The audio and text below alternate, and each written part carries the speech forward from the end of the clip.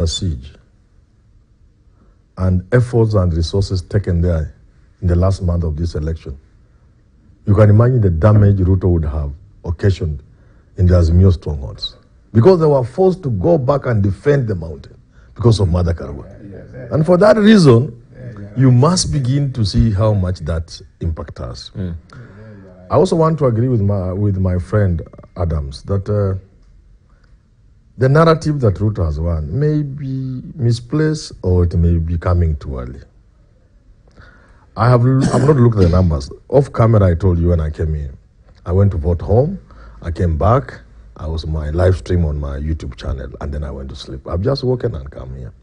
But the little I have seen is that some of the strongholds of Azimio, like Nairobi, Kakamega, and a few others, have not been factored in the results we now have.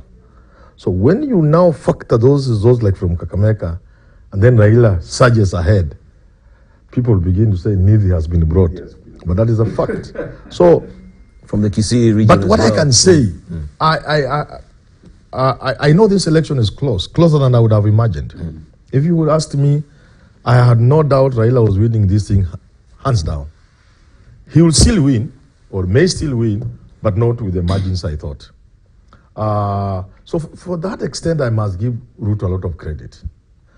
The onslaught on the Azimio vote basket was beyond my estimation. The hemorrhage he caused in Raila's stronghold.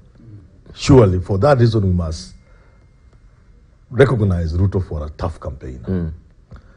But I have a problem. People have been calling me, I couldn't even sleep. And people seems to be giving up that Ruto is winning. Then I wonder, the numbers you have shown here and read, and a few have had on, if you have a 60% voter turnout in Mount Kenya, and you have not beaten Raila in any of his strongholds, you may have done very well, but you have not beaten him in any of those strongholds. And then, on top of the low voter turnout of 60% or below, Raila is scoring an average of 20-something% in Mount Kenya.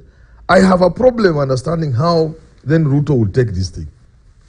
Although it is possible. But crossing over maybe to the northeastern as well, it seems there is an even kill as well. It is 50-50. The northeastern. That can tilt either way as well. It doesn't seem that it's leaning on one side.